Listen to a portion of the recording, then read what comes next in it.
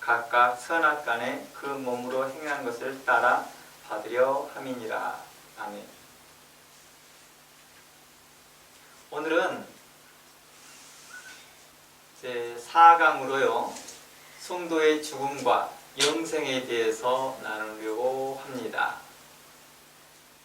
성경은 이렇게 말하고 있습니다. 한 번 죽은 것은 사람에게 정해진 것이다. 그 후에는 불명코 심판이 있을 것이다 라고 말합니다. 그래서 사람은 죽으면 어떻게 되는가? 또 사람은 죽음 이후에 또 무엇이 있는가? 또 무엇이 기다리고 있는가에 대해서 많은 질문들이 있습니다. 대부분 사람들은요 이 질문에 대해서 한 번씩은 다 고민해 보거든요.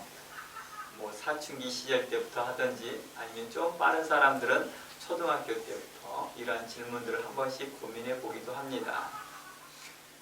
일반적으로 성도들에게 이 질문에 대해서 비교적 정확한 용어를 쓰고 또 대답을 하는 경우가 많습니다.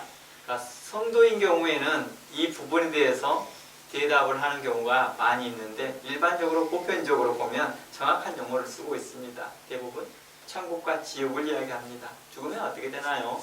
천국 가든지 지옥 갑니다 라고 단편하게 이렇게 말합니다.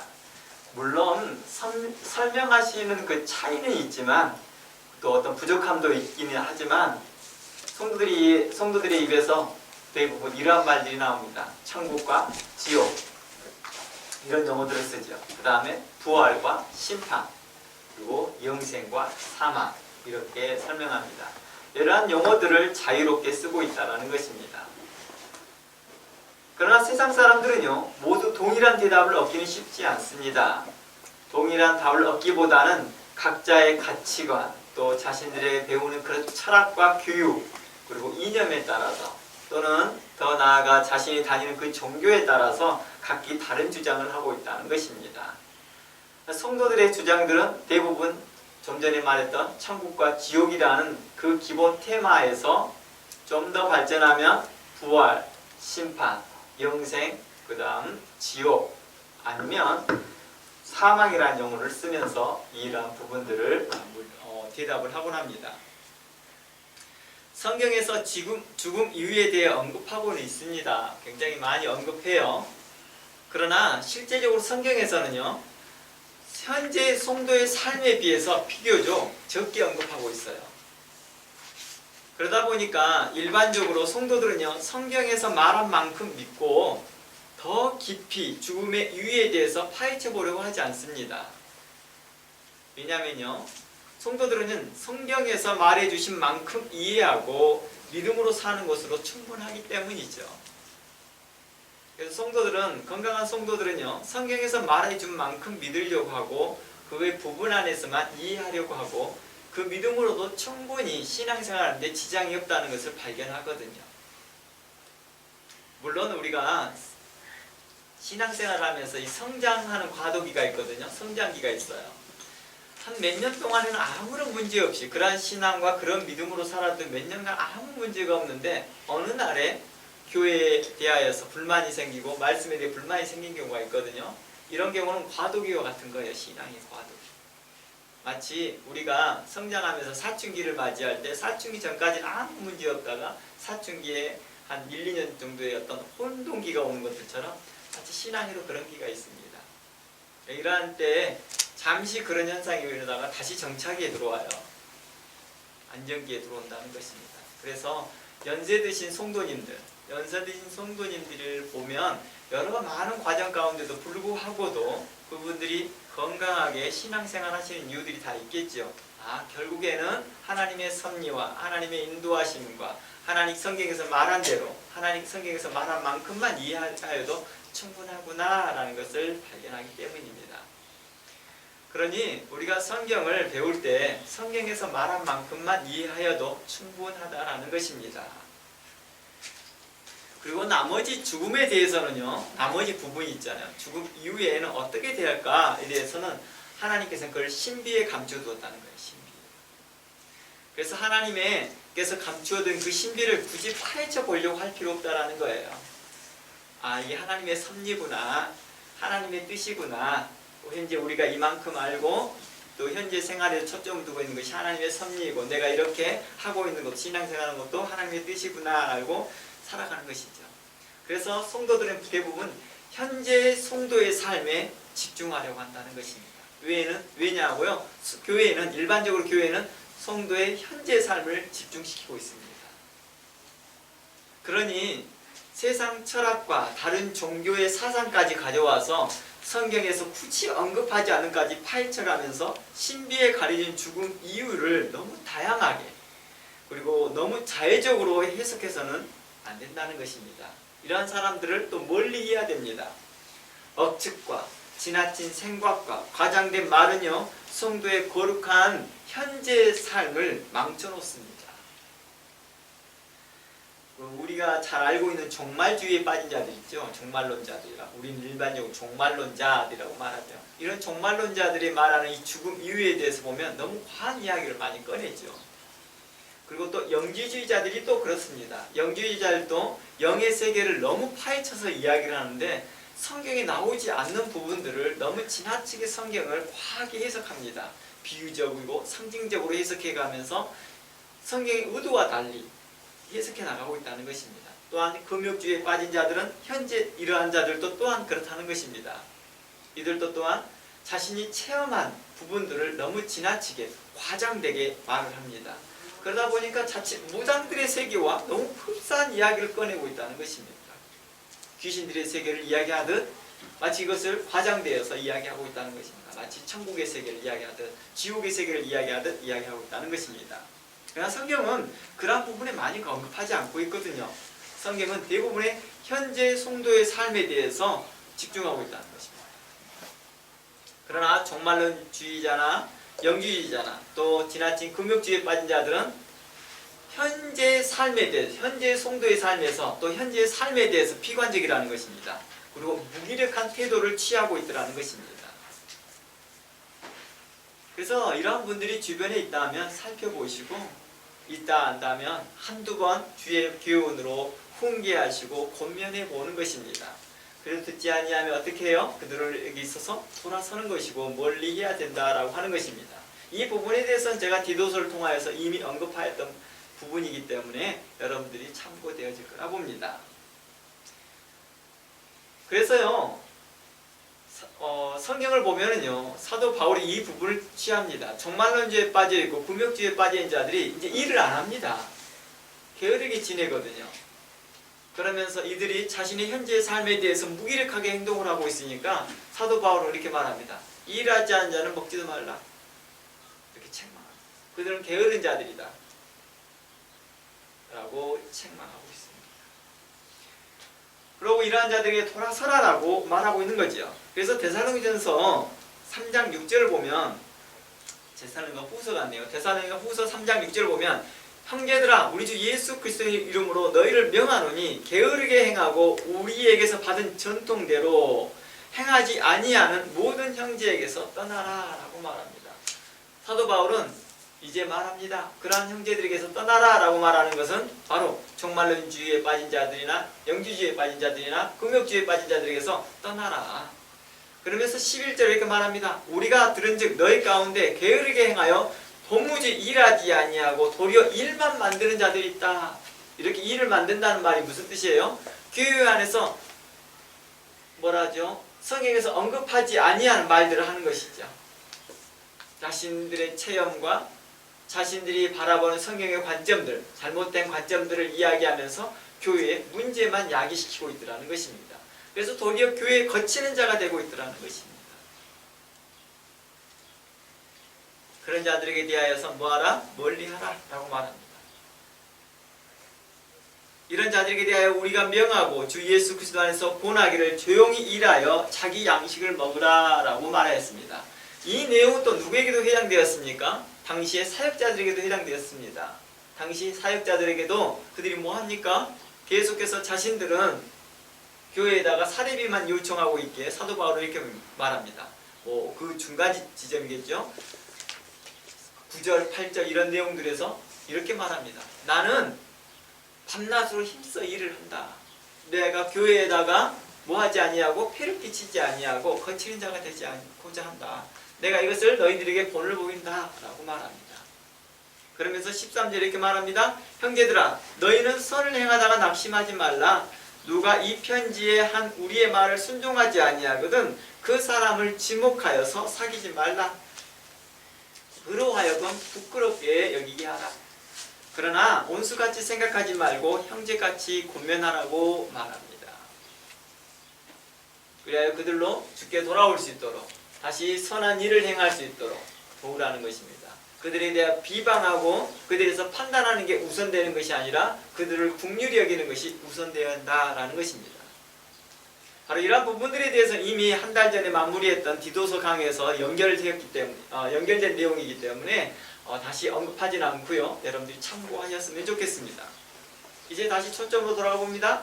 만일 죽음 이후의 세계와 현재의 세계가 지금 소통하고 있다면 또 이웃 나라처럼 비자 받아서 왕래할 수 있다면 다양한 학문과 다양한 지식이 실제로 도움이 될 겁니다. 그렇잖아요. 우리가 뉴질랜드 이민 올 때 뉴질랜드에 대한 정보를 알고 있으면 이 이민 정착하는 데 굉장히 도움이 되잖아요. 근데 죽음 이후에 그 세계를 우리가 비자 받아서 갈 수 있는 것도 아니잖아요. 왔다 갔다 할 수 있는 여지권이 안 된다는 것입니다. 대부분의 내용들이 추론하는 것입니다. 추측하는 것이죠. 그리고 상상하는 것입니다. 그리고 세상 철학과 이론의 산물이라는 것이죠. 그래서 뭐 판타지 영화나 또 거기에 관련된 그런 영화들을 보고 나서도 우리는 생각하게 되고 그러한 생각들로 너무 지나치게 나가다 보면 어떻게 돼요? 과장된 말들이 나오게 된다는 것입니다. 그러니 죽음 이후에 대해서 많은 사설과 추측과 세상 철학과 이방 종교의 사상을 더하지 말고 오직 성경의 범위 안에서만 이해하고 믿고 나아가는 것이 성도의 합당한 태도라는 것입니다. 이걸 어디를 통해서 알 수 있다고요? 우리의 믿음의 어른들을 보면 알 수 있다는 거예요. 믿음의 어른들을 보아도 이미 그분들 가운데 우리와 같은 고민을 안 해봤겠어요? 젊었을 때 고민을 왜 안 해봤겠어요? 다 고민해보고도 그들이 성경의 범위 안에서만 충분하구나. 우리가 이 땅에 살다가 하나님 나라를 소망하며 예수 그리스도를 믿고 그 죽음 이후에 하나님 나라가 우리에게 보장됐구나. 라는 이 간단한 이런 사상 안에서, 믿음 안에서, 교리 안에서, 신학 안에서만 있어도 그 믿음이 안전하다는 걸 알고 있다는 것입니다. 불안해할 필요 없다는 것을 알고 있다는 것입니다. 그래서 성경의 범위 안에서만 이해하고 성경의 범위 안에서만 이해하는 것으로 충분하다라고 믿고 있는 것이죠, 성도들. 그렇다고 영주주의자들이나 처럼 성경의 특정 부분을 지나치게 해석하지 않는다는 것입니다. 그래서 성경의 특정 부분을 해석하여 다른 구절과 어울리지 않게 해석하거나 또는 우리에게 중요한 구원론과 또 종말론과 교회론과의 너무 괴리감이 떨어지는 부분으로 해석되어지지 않게 한다는 것입니다. 그런 노선에서 벗어나지 않도록 그런 벗어나지 않은 성경 해석을 우리는 추구하더라는 것입니다. 만약 이런 것을 벗어나게 해석하려고 한다면 차라리 죽음 이후의 내용을 모르는 게 그분에게 더 유익하겠지요.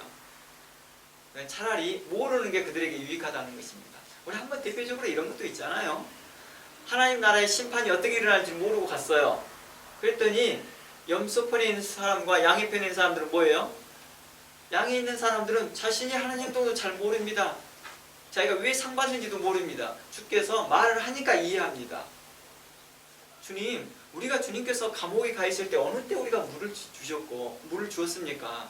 주님께서 어느 때 헐벗었을 때 우리가 주님께 옷을 갖다 드렸고 주님께서 굶주렸을 때 어느 때 우리가 주님께 음식을 갖다 드렸습니까? 라고 도리어 질문합니다. 그러자 주님께서 이렇게 말합니다. 너희 소자 중에 가난한 자들과 또 불쌍한 자들에게 한 것이 곧 내게 한 것이니라 라고 말합니다. 이 땅에서 그냥 최선 안에서 다 살고 있어도 하나님 나라에 갔으면 다 이해가 된다는 거예요. 그러니 차라리 죽음 이유에 대해서 모르고 현재의 삶에 집중하고 그리스도께서 우리에게 요구하는 성도의 합당한 삶을 살아가는 것이 더 바람직하다는 것입니다. 이게 더 건강한 신앙생활이라는 것입니다.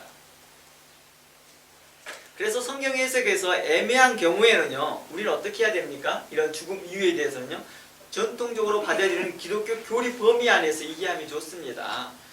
물론 이것도 이해하기 어려운 것도 많아요. 하지만 대부분 교회는요, 정통적 교리 내에서 약간의 설명에 적고 많음의 차이를 보일 뿐 교리 내에서 성경 기록 안에서만의 설명으로 따르고 있다는 것입니다. 그래서 오늘 전통적으로 기독 신학에서 죽음 이유에 대해서 어떻게 설명해 두었는지 함께 간단히 함께 살펴보려고 합니다. 오랜 기독교 역사 가운데 다행히 많은 경건한 신학자들이요, 목회자들이 성경에서 말한 죽음 이유를 정리해 둔 것이 있습니다. 그게 바로 우리에게 익숙한 웨스트민스터 신앙 고백서입니다.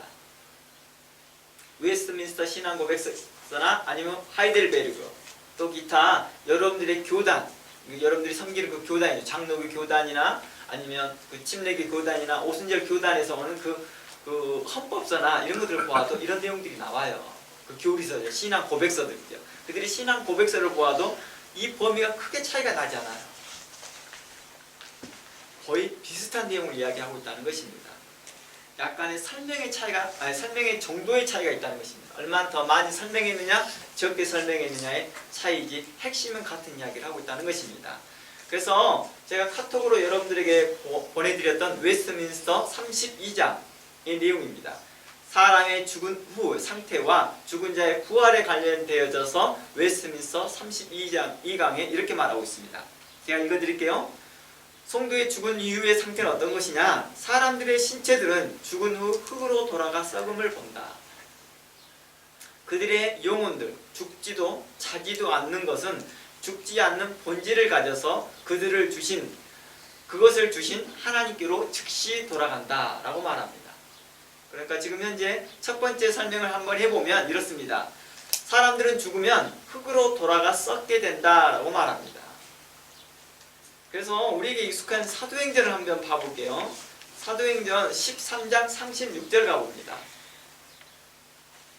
13장 36절 보면 다윗은 당시에 하나님의 뜻을 조차 섬기다가 라는 말합니다. 다윗은 어떤 사람이에요? 경건한 사람이라고 말합니다. 하나님의 뜻대로 살아가는 사람이라고 말합니다. 성도로 사땅히 살아가였고 하나님께 칭찬 들은 성도라고 말합니다. 물론 그의 실수도 있고 어려움도 있었습니다. 그러나 그는 용서받았고 그의 긍휼함을 얻었고 또 그는 회개하였기 때문에 하나님께 그를 지속적으로 관계해 갑니다. 그러면서 그의 조상들과 함께 묻혀서 뭐 했다고 말합니까? 그 육신이 썩었다고 말합니다. 우리도 그와 과정을 걷는다는 거예요. 37절에서 하나님께서 살리신 이는 썩임을 당치 아니할 것이다 라고 말하면서 이제 구약의 성도와 신약의 성도의 차이점들을 이야기하면서 결국은 구약의 성도와 신약의 성도가 결국엔 동일한 부활을 경험할 것을 고린도전서는 이야기하고 있다는 것입니다. 고린도전후서는 이야기하고 있다는 것입니다. 우리가 입어야 될 부활의 몸에 대해서 이야기하고 있는 거죠. 그러면서 두 번째로 말합니다. 그들의 영혼들은 뭐하느냐? 썩느냐? 죽느냐? 그러지 않았다는 것입니다. 다윗의 영혼은 썩었느냐? 그걸 말하지 않았죠. 영혼이 썩은 것이 아니라 육체가 썩은 걸 이야기한 거죠. 사도행전은요. 그리고 그 영혼은 어떻게 하느냐? 웨스트민스터에서는 죽지도 자지도 않는다라고 표현하고 있습니다. 죽지 않는 본질을 가졌다라고 말합니다. 그래서 한마디로 영생이라는 개념과 이해될 수 있는 거겠죠. 그러면서 즉시 하나님께로 돌아간다라고 말합니다. 이런 내용들을 우리가 그동안 살펴봤던 누가복음서에도 부자와 나사로의 죽음에서도 바로 우리는 알 수 있습니다. 즉시 그리고 예수 그리스도의 십자가의 상에서 한편의 강도가 말하죠. 주님께 고백하였을 때 주님께서 말합니다. 너는 나와 함께 낙원에 있을 것이다. 이렇게 말합니다. 그 다음 웨스트민스터는 이렇게 말합니다. 의인들의 영혼들은 죽을 때 온전히 거룩해져서 지극히 높은 하늘로 영접되어 빛과 영광 가운데에서 하나님의 낯을 배울 것이다 라고 말합니다. 그러니까 하나님을 배울 것이다 라고 말을 하고 있어요. 영광 가운데서요. 누구들은? 성도들은. 이것을 부자와 나사로의 비유를 통해서도 우리에게 적용되어질 것이고 한편의 강도에게 대해서 예수님이 하셨던 말씀에서도 알 수 있다는 것입니다. 주님께서 이렇게 말하는 맥락은 아니겠죠. 나와 함께 낙원에 있을 것이다 라고 하는 말이 나와 함께 지옥에 있을 것이다 이런 맥락도 아니었을 거 아니야. 나와 함께 계속 자고 있을 것이다 이런 맥락이 아닐 거야. 낙원이라는 자체가 그 찬란하다, 평온하다, 영광스럽다라는 의미를 갖고 있으니까요. 그리고 그들의 신체의 온전한 구속을 기다리고 있다라고 말합니다. 그러니까 몸의 구속을 기다리고 있다. 이게 바로 고린도후서나 또 베드로나 이러한 내용들을 계속해서 언급했던 내용이죠. 그 다음 세 번째로는 악인들의 영혼을 지옥에 던져져서 그곳에서 고초와 전적 흑암 가운데 지나며 큰 날의 심판 때까지 갇혀있다라고 웨스트민스터는 이렇게 말합니다. 우리가 그동안 다 다뤘던 내용이죠. 그동안 다 다뤘던 내용입니다. 그리고 마지막 네 번째는 성경은 신체와 나눠진 영혼을 위하여 이 두 장소 외에는 다른 아무것도 인정하지 않는다.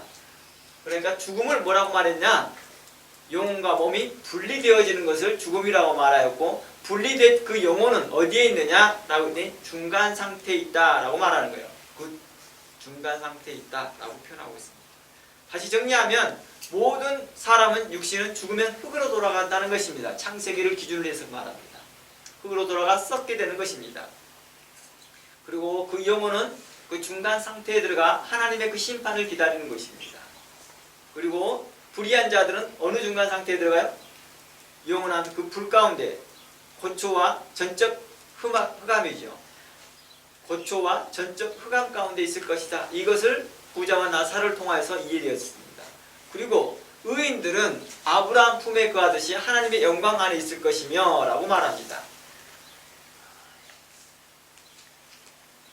바로 이러한 맥락에서 웨스트민스터는 이야기하고 있습니다. 웨스트민스터는 좀 더 이야기해보면 어디 사상도 비판하냐면 로마 카톨릭의 사상을 비판합니다. 바로 연옥 사상이죠.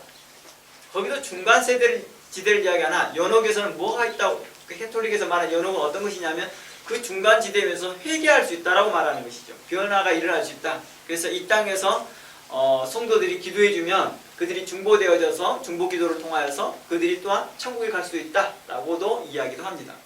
더 과하게 이야기되는 것이죠.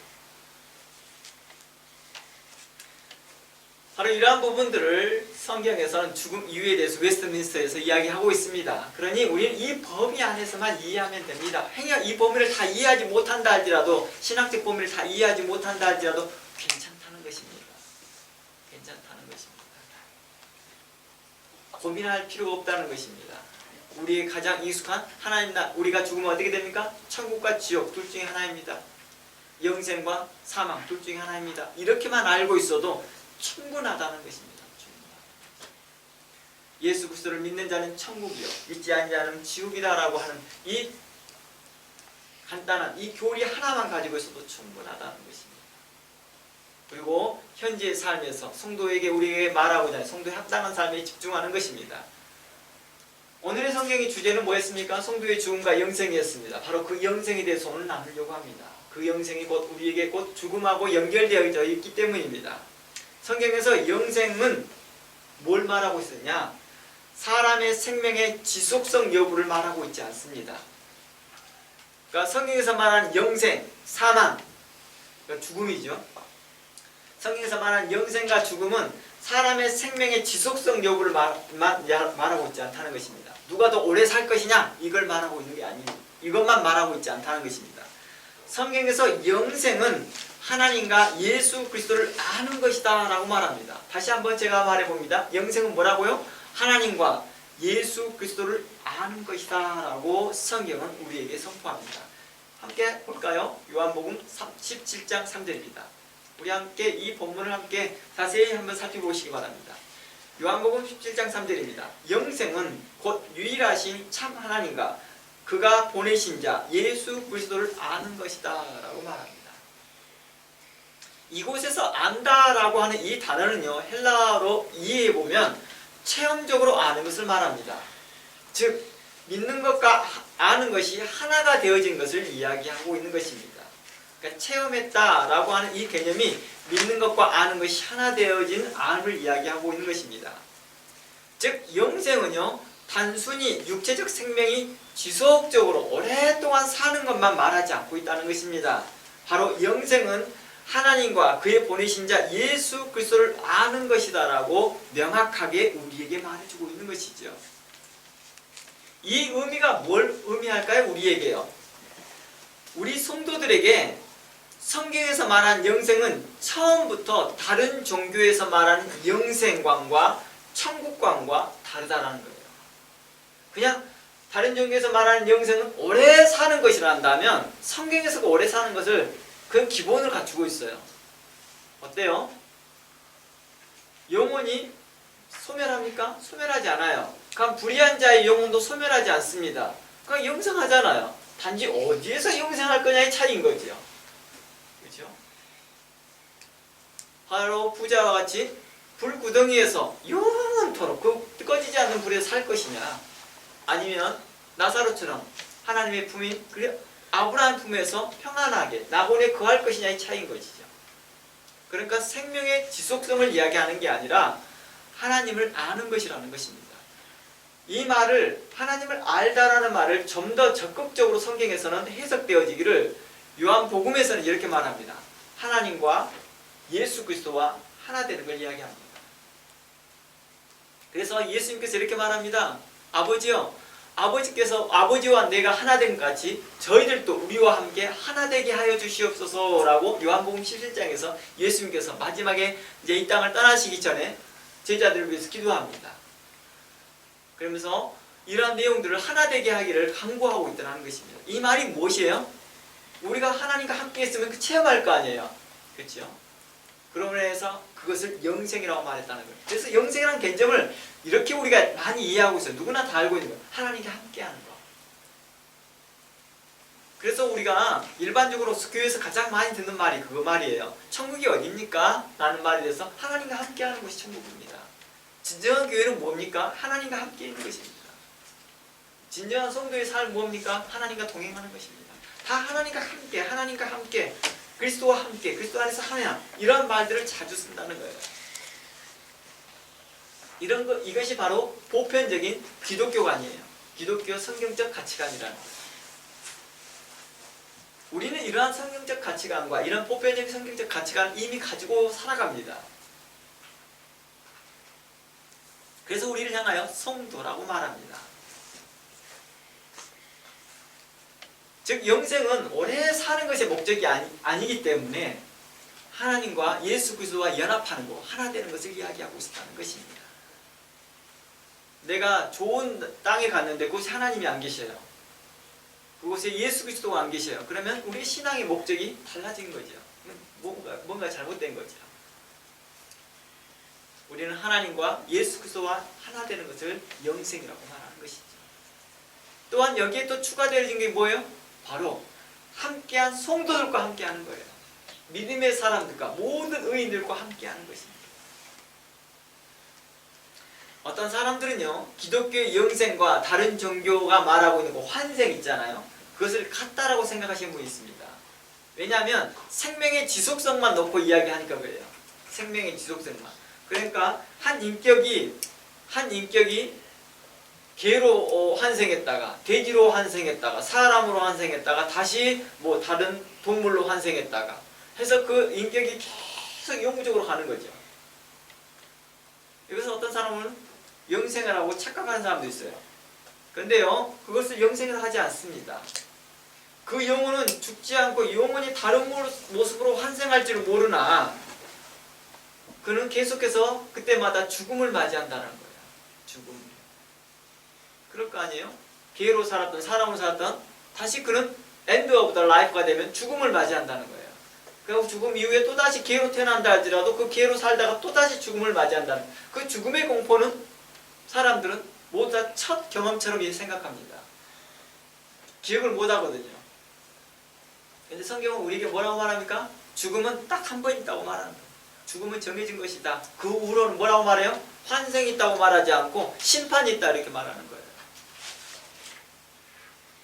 성경은 우리에게 이것 이야기하고 있는 것입니다. 그러니까 결국 환생을 하면 어떻습니까?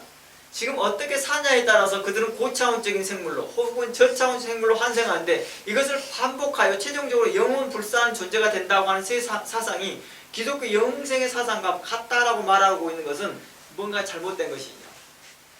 영혼 불사하고자 하는 게 아니거든요. 지옥에 가서 영혼 불사합니다. 그렇죠? 지옥에 가서 영혼 불사해요. 영생은 참 하나님과 예수 그리스도를 아는 것. 그 안다라는 말이 뭐 의미로 확장된다고요? 하나됨을 이야기하고 있다는 거예요. 단순하게 하나 되는 것이 아니라 인격과 인격이 하나 되는 것이죠. 하나님을 알아가는 것이죠. 그래서 저는 자주 이렇게 말하죠. 이 땅에서 우리가 하나님에 대해서 아는 게 너무 적다. 0.1%를 알고 있다. 그런데 우리가 하나님 나라에 간 다음에 앞으로 우리가 배워야 될 하나님의 나라 얼마나 광대하냐는 거예요. 영원히 배워도 배우지 못하는 거죠.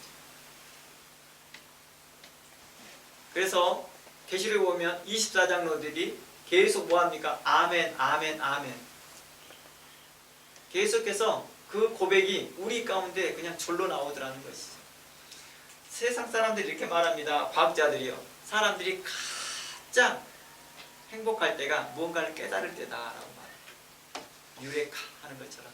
그래서 마약의 성분보다 몇 배가 더 강하게 성분이 나오는 게 뭔가를 사람들이 깨달을 때래요. 뭔가를 깨달을 때 마약의 성분보다 훨씬 많은 도파민이 나온다. 아, 이거구나. 하나님 나라에서 어떨까요? 놀라운 경험을 할 거라고. 상상할 수 없는 경험. 이 땅에서도 예수 그리스도를 경험하는 거고 하나님을 경험할 때도 우리 마음이 기쁘거든. 하물며 라는 말을 쓰고 있는 거예요. 그래서 찬양 가운데 이런 비슷한 가사들이 있어요. 하늘 이 땅에서 이렇게 좋거든. 하물며 주를 배울 때 얼마나 좋겠니. 바로 이러한 것들이 우리의 기독교의 또 성도들의 그 신앙이죠. 그 소망이고요. 믿음인 거죠. 그래서 기독교의 영생은 하나님과 그의 아들 예수 그리스도를 아는 것이라는 의미가 우리에게 다른 의미의 차원을 이야기하고 있는 것이죠. 그들의 차원과 다른 차원의 영생을 이야기하고 있다는 것입니다. 특히 기독교의 독특함은 죽음에 대한 두려움은 단 한 번으로 끝난다는 거예요. 심지어 그 두려움마저도 크게 생각하지 않고 있다는 것입니다. 그러나 환생은 매번 무엇으로 환생하든 그 끝은 죽음에 대한 공포와 두려움을 갖는다는 것입니다. 이것이 경험이 많다고 해서 극복되는 것이 아니거든요. 왜냐고요? 그 죽음은 기억이 없거든요. 마치 블랙홀과 같은 것입니다. 다 삼켜버리는 거죠. 다시 제로로부터 시작합니다. 그래서 그들의 사상으로 그들의 그 이방 종교의 사상이나 이방 철학의 사상들은 뭐합니까? 하나님께서 성경에서 말하는 그 영생을 말하지 않는다는 것입니다. 혹시 뭐 요즘 드라마나 이런 거 보면 환생에 대한 내용들이 자주 나오거든요. 이런 것들을 여러분 성도들이 볼 때 그냥 뭘로 보면 인터테인먼트로 보면 돼요. 그냥 그들을 통하여서 어떤 사상이나 철학이나 이런 것들을 접하려고 하는 게 그냥 인터테인먼트예요. 우리 그런 거 있잖아요. 밖에 나가서 농구 선수들이나 농구하고 있을 때 우리 국가대표팀들이 한국 대표팀들이 다른 나라하고 경기하고 있을 때 우리 그게 재밌잖아요. 그렇게 그 즐거움으로 보는 거예요. 그 즐거움으로. 그 이상도 그 이하도 아니라는 거예요. 우리나라 대표 선수들이 이겼으면 좋겠다는 건 소망. 우리가 어느 때 카페 가나 음악회 같은 데 가보면 좋은 음악회를 듣잖아요. 근데 그게 꼭 찬송가가 아니더라도 다른 음악이어도 클래식을 들었을 때 우리 마음이 좋다는 거예요. 그냥 그런 게 그냥 인터테인먼트로 인지하는 거라는 거예요. 우리가 살아가면서 바닷가에 가서 수영을 하고 바닷가에 누워있을 때도 하나님의 주신 그 일반 은총이구나 하고 감사하는 것들처럼 그런 것들 다 일반 은총으로 감사하는 거예요. 누리는 것이죠. 우리에게 있어서는 그런 것들이 금욕주의자들처럼 이것을 뭔가를 해야지만 하나님 은혜를 주는 게 아니라 하나님께 주신 그 은혜를 만족하며 산다는 것입니다. 그래서 우리가 찬송가에서 주 하나님 지으신 모든 세계 우리가 그걸 누리는 것이죠. 창세기에서 말했던 것처럼 너희는 다스리고 정복하라는 같이 우리는 다스리고 정복할 힘이 있습니다. 두려워하는 게 아니라는 거예요. 근데 우리는 두려워하고 있다 한다면 하나님께서 우리에게 성도로서 주신 신분을 어떻게 하는 거예요? 너무 우리가 축소시켜서 이해하고 있다는 거예요. 금욕주의자들은 바로 이러한 것들을 너무 축소시키다 보니까 뭐예요? 너무 소극적으로 취한 태도를 취하고 산다. 그렇지 않습니다. 다윗은 어떻게 살합니까? 그는 당당하게 살아가면서도 이렇게 말합니다. 내가 사망의 음침한 골짜기를 갈지라도 주께서 나를 지키실 것이다. 믿었습니다. 그는 한때 군대 장관으로서 있었다가 어느 때는 미친 사람처럼 도망다니기도 했었고, 그렇다 할지라도 그는 두려워하지 않았습니다. 하나님이 함께 하고 있음을 믿었기 때문에. 그게 바로 영생이거든요. 그게 바로 하나님 나라에 사는 사람들의 믿음이고 구원이라는 것입니다. 하나님 나와 함께 하시구나. 바로 이것을 믿는 것입니다. 그리스도 안에서 자유함이 바로 이런 것입니다.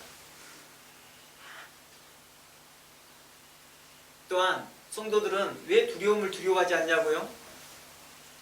그리스도께서 모든 사망 권세를 이기셨기 때문입니다. 그래서 성경은 이렇게 말합니다.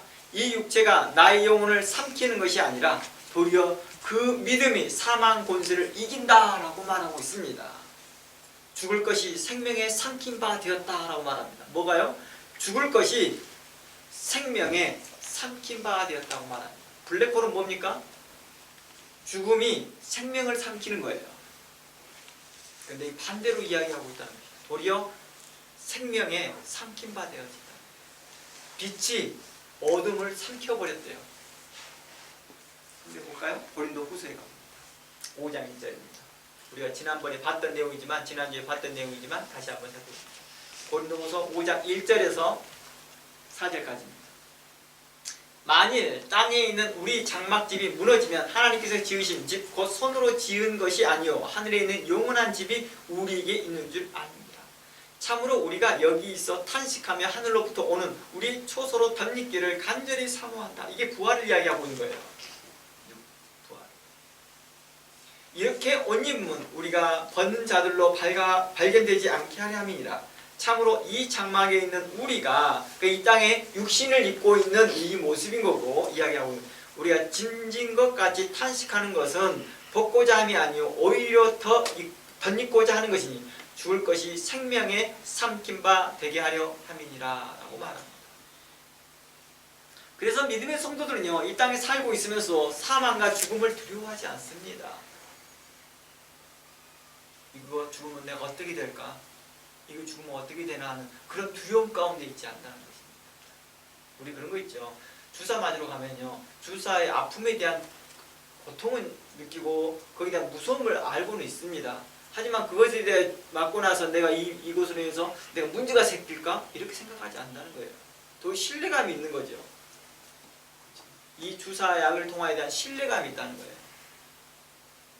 그 신뢰감을 뭐합니까? 믿고 나아가는 거죠. 마찬가지로 성도들은 그렇다는 거예요. 죽음이라는 그 자체의 고통들을 못 느낀다는 뜻이 아니에요. 느끼지만 그 다음 이유에 대해서 뭐가 있습니까? 신뢰감이 있다는 거예요. 소망감이 있다는 거예요. 이번에 코로나 시기에 걸려서 백신을 맞는 사람과 안 맞는 사람이 있는데 어떻습니까? 주사에 대한 공포에 대한 공포가 어떤 공포였어요? 아픔에 대한 공포가 아니죠. 이유에 대해서 그 약의 성분에 대해서 신뢰하지 못한 것이잖아요. 그래야 그 공포가 거부한 거잖아요. 우리 성도들에게 있어서 그런 것입니다. 바로 우리에게 주시는 그 주사가, 내가 말한 이 주사는 그 죽음이죠. 이유로는 어떤 것이냐? 그게 소멸이 아니라 또 멸망이 아니라 심판이 아니라 영생이 되어지며 하나님의 나라의 것을 우리는 확신하고 그 죽음을 맞이하더라는 것입니다. 그러니까 이때 이 죽음이 뭐합니까? 우리에게 두려움이 되지 않냐고 이것을 담담히 받아들이더라는 거예요. 도리어 당당하게 행동하더라는 것입니다. 이것을 성경에 나온 성경에 나온 선진, 믿음의 선진을 통해서 볼 수 있습니다. 이러한 모습이 우리 가까운 성도들에게도 볼 수 있었다는 것입니다. 여러분들도 아마 그런 분들을 주변에서 보았을 거라고 봅니다. 이미요. 우리 히브리서 11장 한번 가봅니다.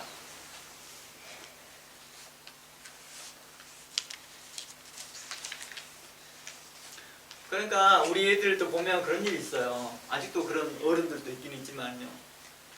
몸이 아파요. 몸이 아파서 병원에 가면 주사 시간이 오면 그렇게 떠는 사람들이 있어요.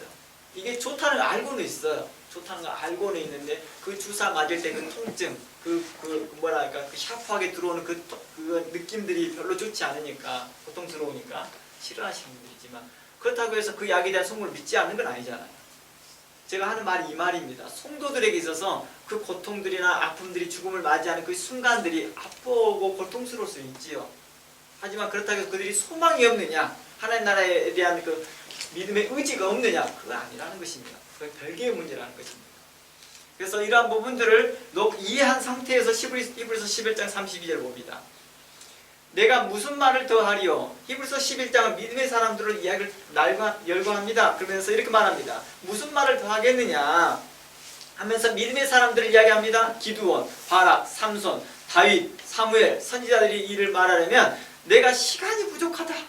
그들의 믿음에 대해서 다 열거하자니 시간이 부족하다.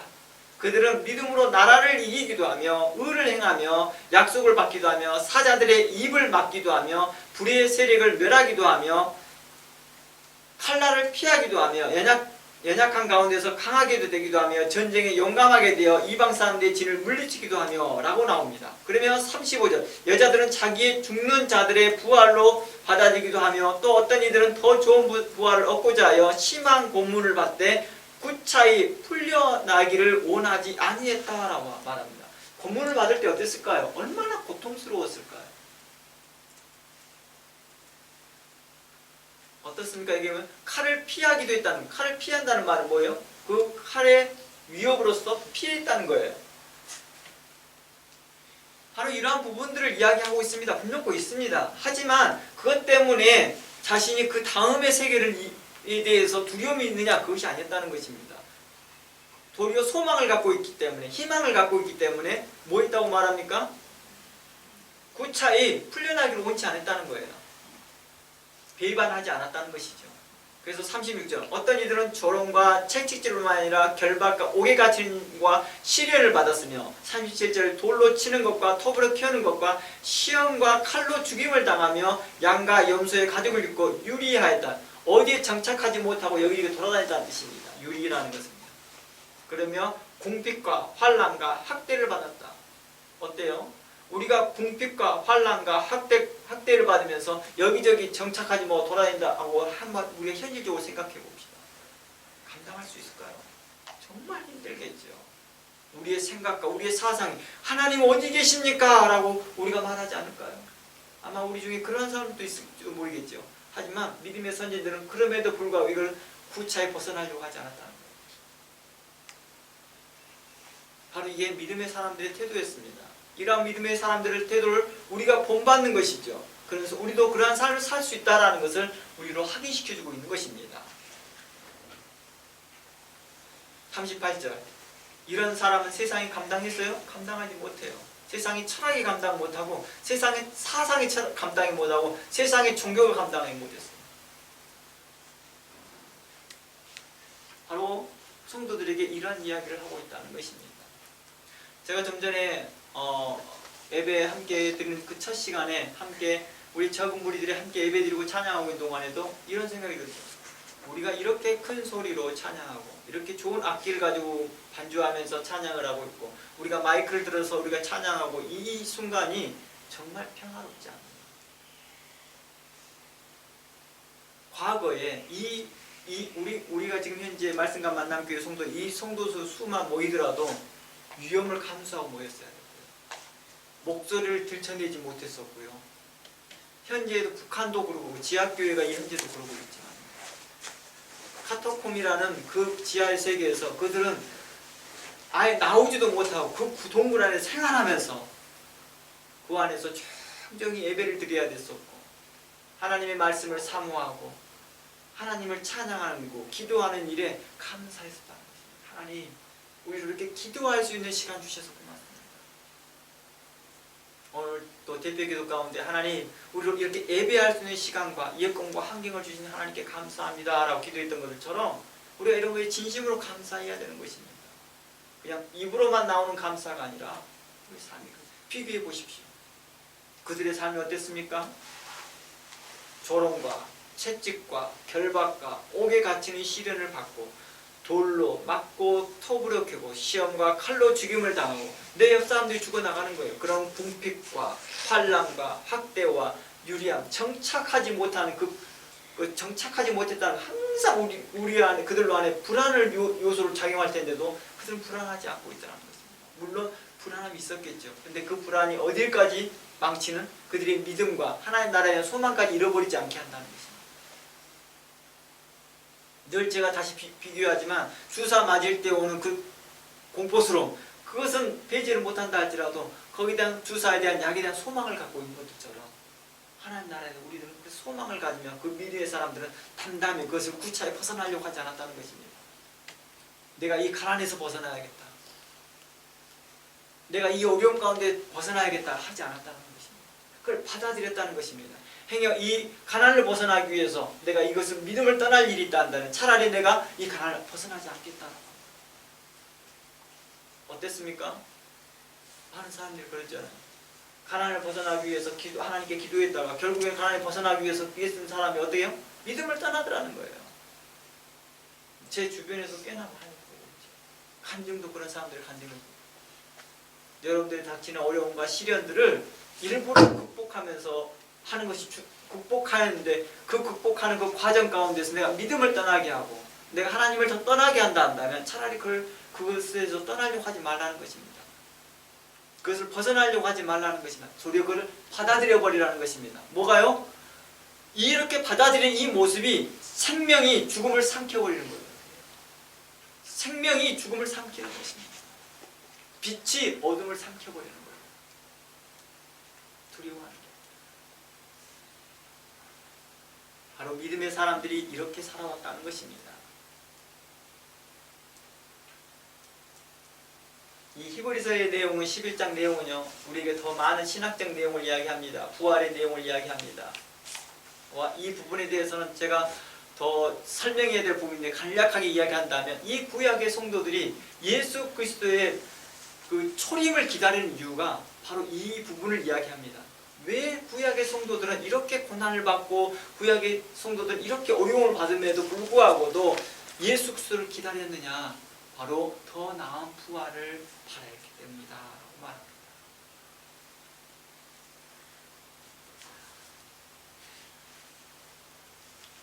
구원의 그 온전함을 이야기하고 있다는 것입니다.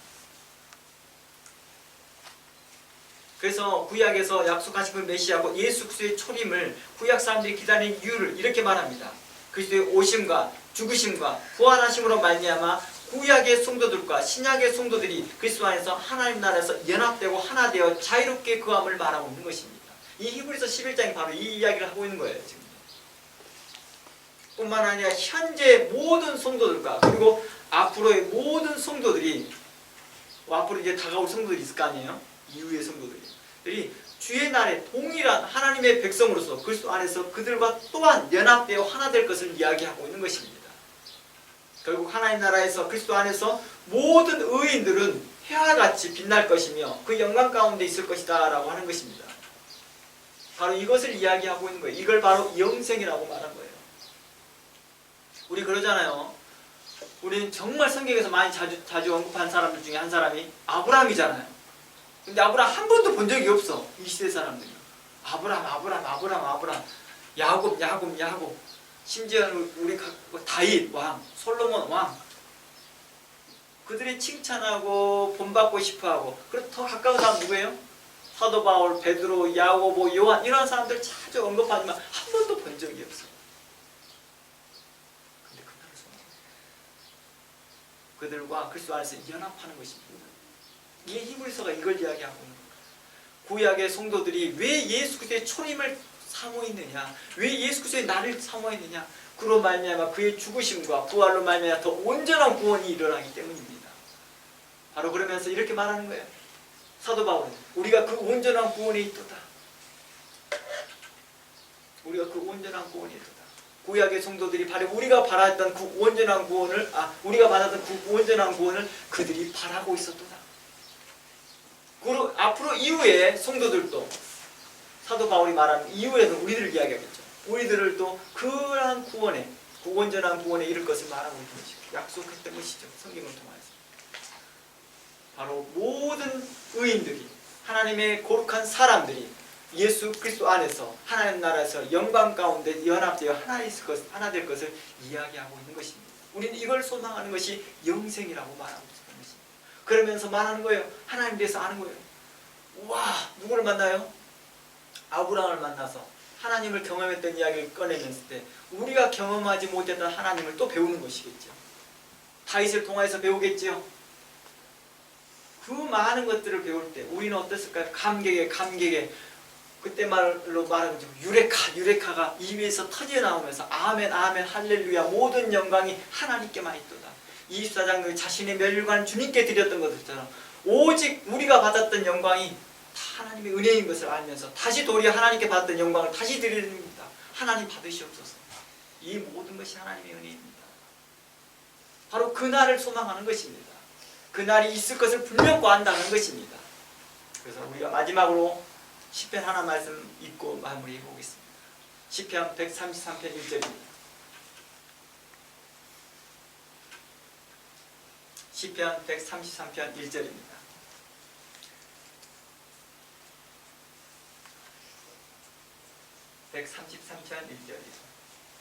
다윗의 시 곧 성전에 올라가서 부르는 노래 가운데 이렇게 말합니다. 보라, 형제가 연합하여 동거함이 어찌 그리 선하고 아름다운고 머리에 있는 보배로운 기름이 수염 곧 아론의 수염에 흘러내려서 그의 옷깃까지 내림과 같고 홀몬의 이슬이 시온의 산들이 내림과 같도다. 거기서 여호와께서 복을 명하셨으니 뭐라고 말했다고요? 영생. 바로 이 말의 맥락이 뭡니까? 무엇을 말하고 있습니까? 복과 영생을 말하였는데 그 영생을 바로 형제들과 동거합니다. 모든 의인들이 함께 연합하여 그리스도 안에서 거하고 있는 그날, 그 영광의 날, 그날을 우리는 이렇게 말합니다. 주의 날, 주의 영광의 날에 우리가 다 함께 맞이할 것을 말하고 있습니다. 그 주께서 다시 재림하실 때에 이 땅에 거하는 자들은 이미 우리들보다 먼저 돌아가신 선진들과 함께 다시 연합하게 될 것이며 그 영광의 날에 함께 하나님 나라에서 찬양할 거라는 것을 말하고 있습니다. 우리는 이것을 영생이라 말하며 우리는 이것을 소망하며 바라보며 달려가고 있는 성도들이라 말합니다. 우리 모두가 하나님 나라를 소망하며 기쁨으로 달려가는 우리 모든 성도가 되면서 이 믿음 안에 떨어지지 아니하고 달려가기를 주의 이름으로 축원합니다. 우리의 과거의 성도들이 구차하게 그 죽음을 면하려고 믿음을 배신하지 아니하였던 것이죠.